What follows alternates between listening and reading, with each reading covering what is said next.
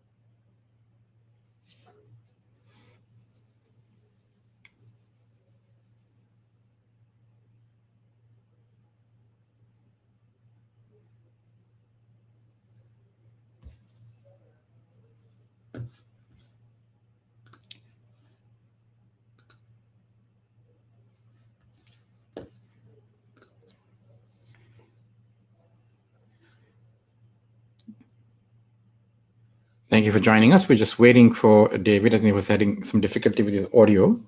So as soon as he's back up, we'll start.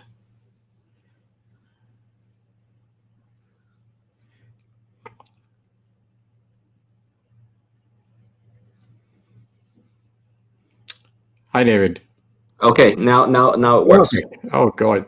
Great. Sound good and looking great.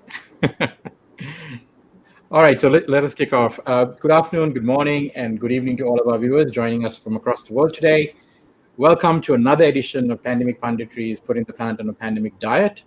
We are delighted to have a true legend of the plant-based movement with us today, eco-warrior turned entrepreneur David Yeung, founder and CEO of Green Monday Holdings. Welcome to Pandemic Punditry, David. Thank you for having me. Oh, it's a pleasure. You've been on the news a lot lately, and I know you've probably been bombarded by all kinds of requests for interviews and press. So we are humbled that you have agreed to join us. Thank you so much. Well, I mean, I think we are all on the same team in terms of spreading awareness and trying to bring more plant-based options and awareness around the world. So this is always my pleasure. Thank you, David. Yeah, I'm joining you from New Delhi, and Karthika, my co-host, is joining you from Colombo, Sri Lanka. So, both countries that are very keen to sort of learn lessons from what you've done. So I just wanted to kind of ask you, inspired by, I think, largely by, if I read correctly, Meatless Monday campaign in the US, you started a similar movement called Green Monday in Asia. Did you decide to call it Green Monday because you wanted to sort of focus more on advocating living a green or sustainable life rather than just getting rid of meat from your diet? Is that why you called it Green Monday as opposed to, say, Meatless Monday? Well, actually, there's a kind of a funny story behind this. When I met Sir Paul McCartney, and I explained to him that actually in our culture, there's no chance for us to call it Meatless Monday or Meat-Free Monday, because when we translate that to Chinese, the meaning of meatless, it is actually foodless, so nothing to eat. Oh. So I don't think foodless Monday would take off.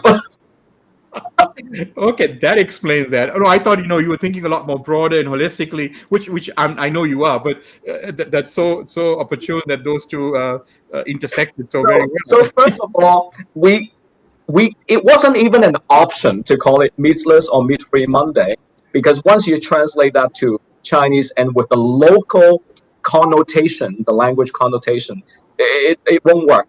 And then of course the second part is we want this to be not just about the traditional thinking about animal welfare or just kind of the moral reason of not hurting animals, even though of course I'm a huge proponent of that.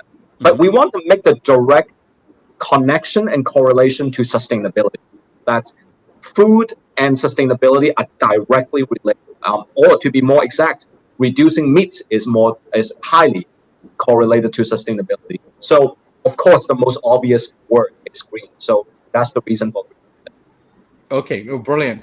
So So did you have like an inkling, or was it your plan all along that that Green Monday an advocacy platform would expand to become what it is today, as sort of a one-stop plant-based food retail distribution dining services platform, which is Green Common, and a food tech company, Omni Foods, and now I guess a social impact venture fund as well.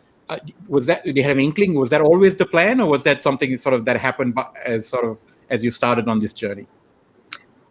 Well, I am from an entrepreneur family. I'm from business family, and I guess entrepreneurs are problem solvers. We have that DNA that we're not just talking about the problem. We try to address and solve the problem.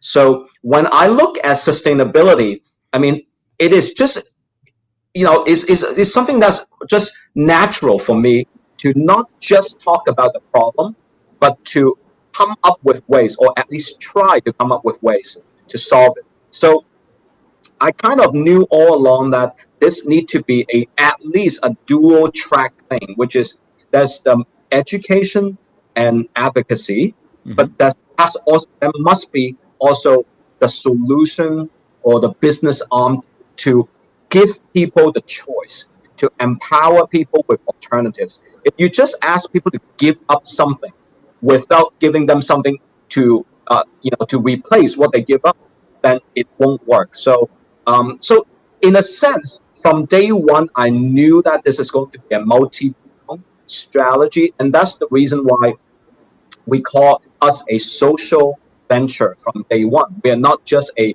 charity organization. We are a mission-driven social venture. Now, of course, I didn't come up with the exact idea of Green Common, the exact idea of Omni Foods until as we progress. So, big picture, I had the idea. Of course, the actual execution, step by step. Brilliant.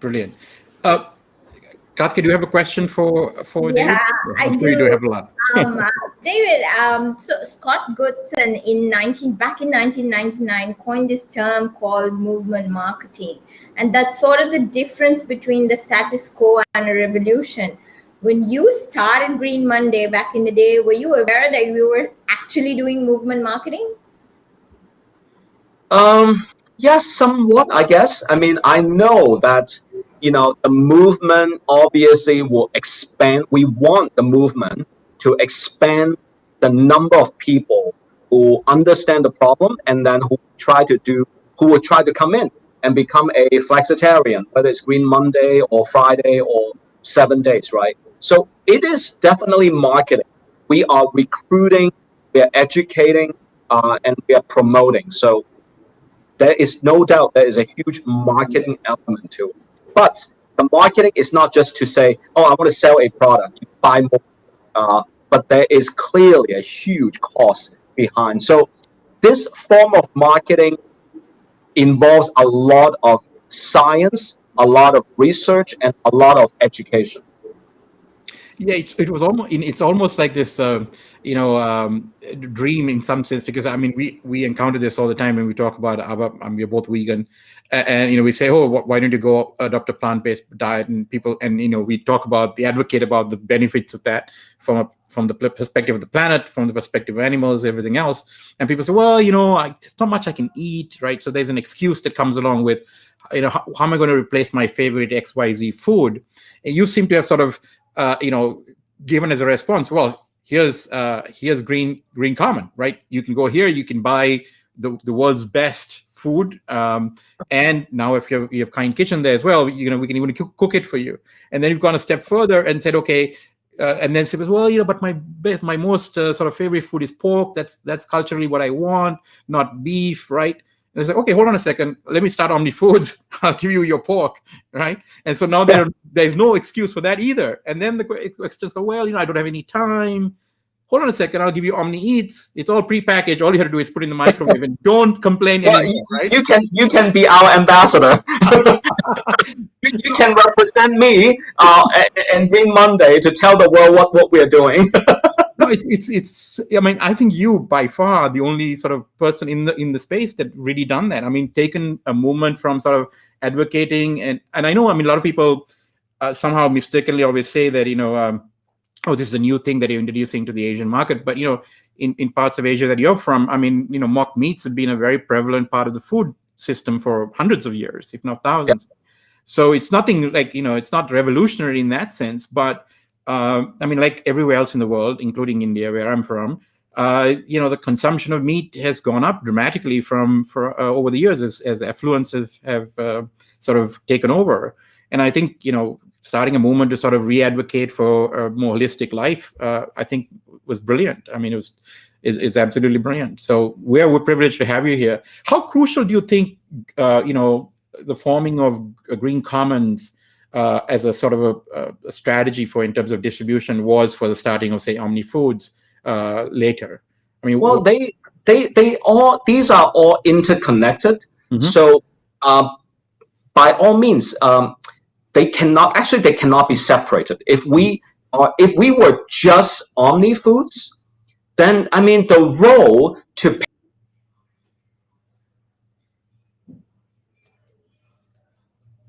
did we lose David? Can knock at every door.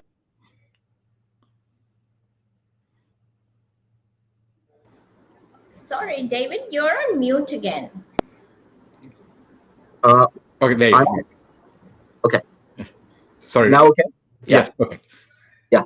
So, I mean, having Green Common is actually very important because there is a destination to showcase this new lifestyle. This is not just about one single brand or one single product. This is the whole lifestyle transition. So when people walk into Green Common, whether they like a Beyond Burger, whether they like an Omni Pork Luncheon noodles, or whether they like, the Just Egg toast, whatever that is, or they just want a coffee with almond milk or oat milk, right? Those options are there for them. So on Monday, they can choose, the A and C, but then on Tuesday, they can try B and E. So it becomes a lifestyle. And I guess the best analogy of that is Starbucks. Now, Starbucks did not invent coffee, in case people were wondering. Coffee is not new, just like plant-based food is not new. Okay?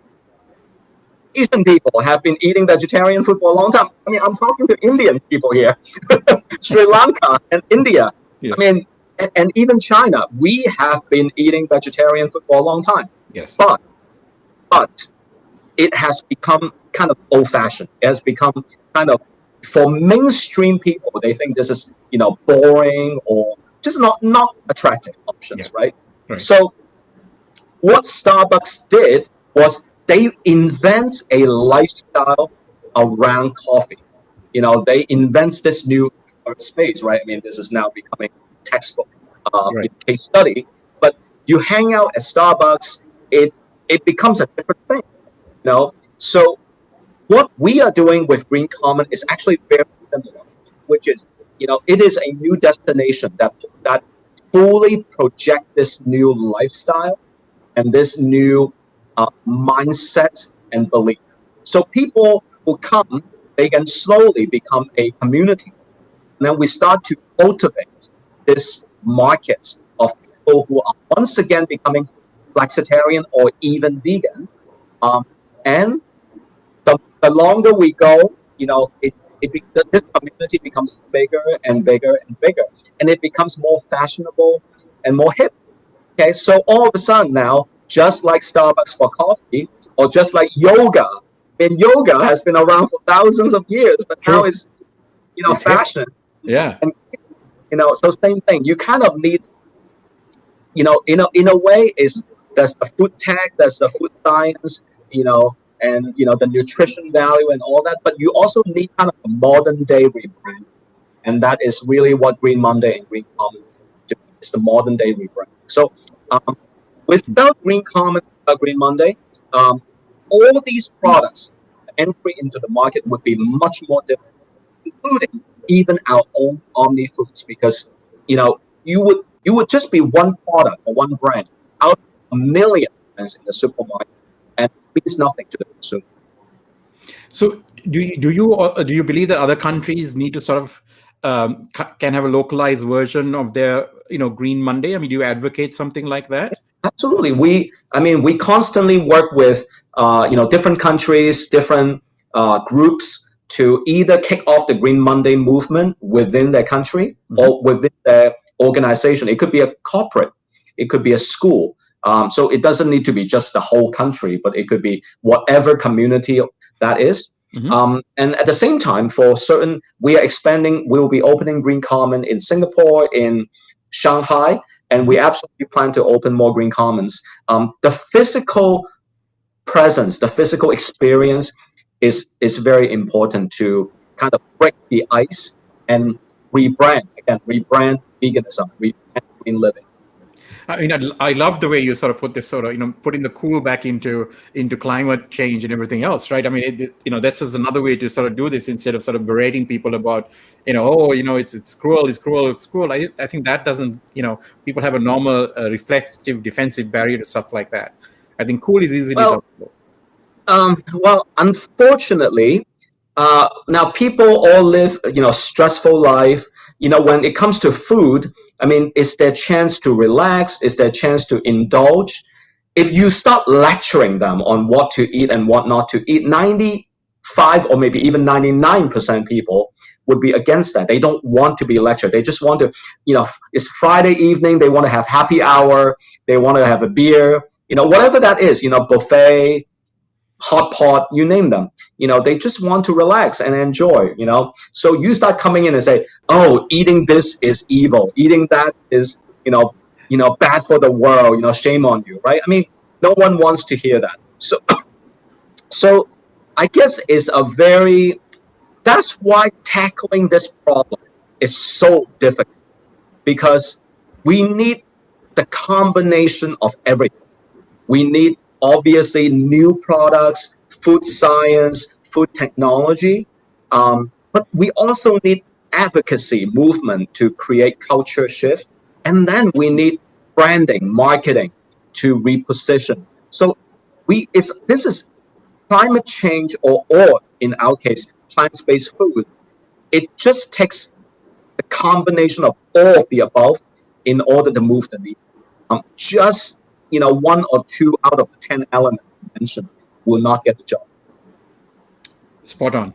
Karthika? Hi. So when speaking about Singapore and Taiwanese culture, you'd mentioned how compassion, karma, and sort of merit making are at kind of the core of the culture. I think Sri Lankans and Indians have a similar sort of a culture. So how can our countries also create a movement around alternate protein and make being vegan cool? Well, first of all, I mean, Green Monday movement has become kind of a global movement now in different places. People are implementing it, talking about it. So I think that new terminology, a new name, actually is important. Now, Green Monday actually is unique in some ways that it provides a framework for people to join. So just to say go green or go vegan, that is, go vegan for the planet is good, but lacks the precise framework. So, now of course, whether people choose to go Monday or Friday or weekends, of course, doesn't matter. But it's kind of like defining a framework for a group of people to join, and then it suddenly, slowly, but then maybe once it gets to a certain point, it suddenly becomes just a commonly known thing. So, to do this in whether it's Sri Lanka, India, or anywhere in the world, and then I think one very important and useful thing to do is we can use Green Monday to work with corporates. So, we work with so many banks, so many high-tech companies, tech companies, service companies, you name them. Is, hey, let's implement Green Monday in your company, in your cafeteria, or in your university. You have 1,000 employees, you have 5,000 employees, or you have 10,000 students. How about your school, your company? So it's something that companies and organizations organizations can actually do. So it is very actionable and it is very precise. It's very easy to communicate to whoever we try to convince. And then finally, whether it's celebrity or influencers, their involvement is important. Like people who are influential in the community could be celebrity, they could be are very popular on Instagram. Again, those all make it more trendy, and, and no longer like old-fashioned. So, David, I mean, congratulations on the $70 million that you recently raised. I mean, it is a huge vindication, I think, of what you've done as well as the future to come. And I read somewhere that you were at one point selling 1 million packages in Taiwan a week of Omni pork. I'm sure those numbers are much higher elsewhere as well. So the plans are obviously to expand some of, as you said, the Green Common experience to other Asian countries. So you currently do all your R&D in Canada. Your manufacturing is distributed in various other places, or is it centralized in one location? Right now, the R&D is in Canada, but the production is in Thailand. We will be opening a second production line in China, particularly for the China market, because obviously China is huge. Right. So that's from a production and R&D standpoint. Is that that's the plan? Is R&D with our team in Canada, but production based on the market that we need to serve. What makes the most sense and how we can make it the most economically viable. How can we make it the most affordable to everyone? So that means optimizing on the entire supply chain. We got to make sure that the cost is optimized in every way: logistics, storage, of course, production itself, and all of that. So because of food, ultimately, we want to make green food common. So it must be affordable. It must be accessible by all. And the plan is to sort of. I mean, I know you've gone the QSR route as well. You've got KFC, McDonald's, very called 7-Eleven. Amazing. I mean, it's great vindication. So is the plan to do that as well as sort of make it available in supermarkets, which you're doing. So this is a broad-based, multi-pronged strategy at this point. Pretty much, yeah. And that's what I mean. This is not exactly rocket science, because I mean, people either eat in or they eat out, right? So they go out to eat, and they cook at home. So we want to reach as many people as possible. So in terms of eating out, some of the major chains, whether it is McDonald's or Starbucks or 7-Eleven, or in Taiwan, Bafang Yundi, which is a mega dumpling chain in Taiwan, and we're selling 1 million Omni pork dumplings there. So working with QSRs give us very good exposure, because you're talking about hundreds or maybe even thousands of stores. But at the same time, at the end, you want people to cook at home and make their own dish. So the retail, so they go hand in hand. So that's amazing. So expand a little bit on this. You advocate a concept of mindful living. Is that based on some your own personal religious and philosophical background as well?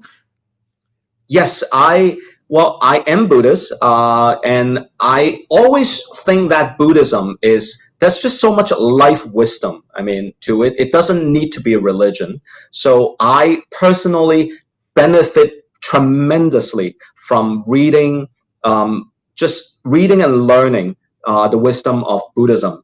So, and Buddhism, so much of it is about mindfulness, to be mindful about our action, to be mindful about our speech, and to be mindful about our thoughts. So mindfulness is something that I practice and I benefit hugely from.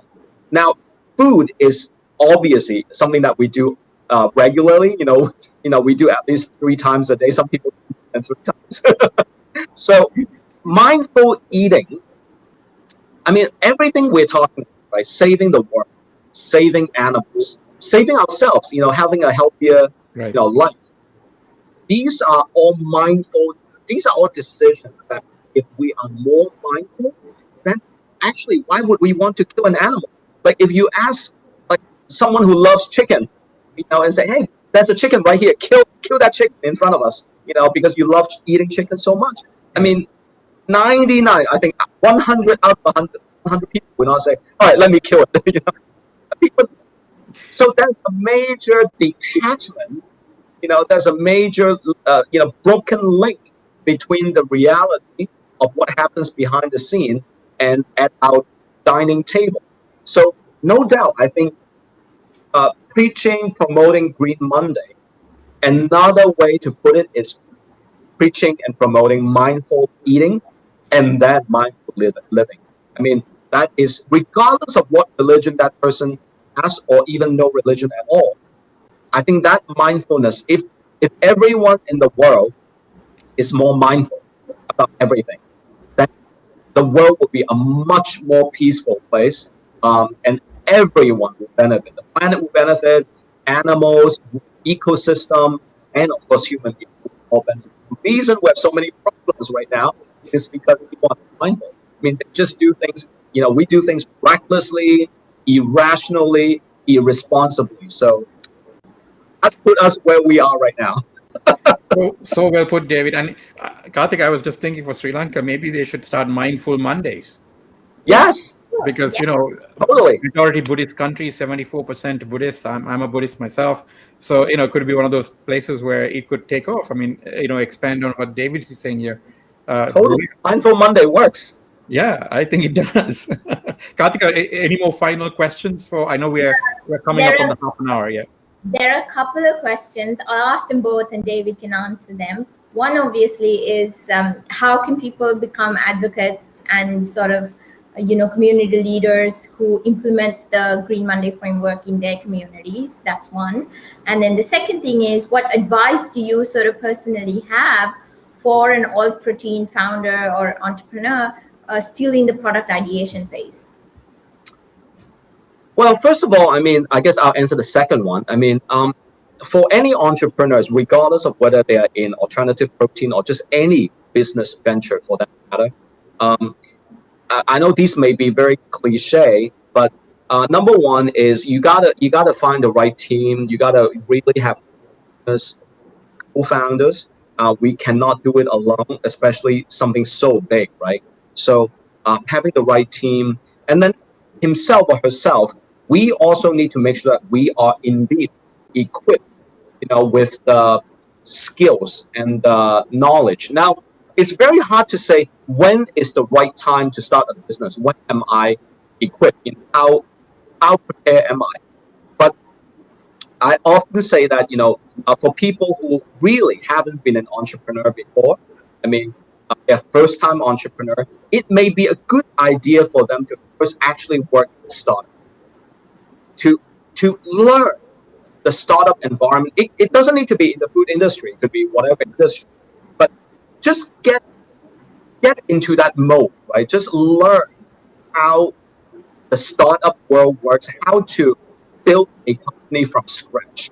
Now, by joining and observing and learning from another startup, when you actually build your own, then ideally you want to avoid some of the mistakes that other people have already committed. You have seen it, and you don't want to commit the same mistake. So, actually, one of my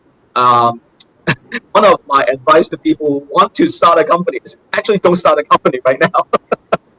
I mean, work in a startup, even for, I don't know, like 9 months, 12 months, whatever that is, just to you warm up to the madness of a startup, because it is indeed very crazy. I mean, right now I'm talking to you in a very calm way, very mindful way. Actually, outside, my team are like pulling their hair, and it's high stress. So that's number one. Now, going back to the other question, which is how to be an advocate. Now, that actually I think is easier. I mean, anyone can be an advocate. Anyone can be an activist. Especially with food, all you have to do is again, what is Mindful Monday, Green Tuesday, Meatless Wednesday, whatever that is, stick with it. Actually implement, share with friends, share with people. Now, thanks to social media, we can reach anyone right now, anytime. So I think that would be start from yourself and actually, be change. Be that change. And slowly but surely, other people will be following. They'll be observing, and then they'll be like, hey, you know what? Maybe I want to join too. And then you start to form a small group, and then a bigger group, and a bigger group. So just live that and do it on a consistent basis. Great words of advice on both the startup front and what you can do as a personal on a personal level. David, thank you for sharing your precious time with us on Pandemic Punditry. And within that half an hour, you packed so much of great advice and insights into your own personal story. And we are grateful for that and mindful of the contributions that you're making to us as well. Thank you so much. Stay in touch. And for any friends, feel free to look me up on Instagram or LinkedIn. Yeah. Okay. And I assume if somebody wants to start something, they can go to greenmonday.org. Well, yeah, definitely. Feel free to look us up on Green Monday. Yeah. Great. Thanks again. Okay. Well, thank you so much. Yes. You're welcome. Thanks. Keep in touch. All the best. Yep. Bye-bye. Bye.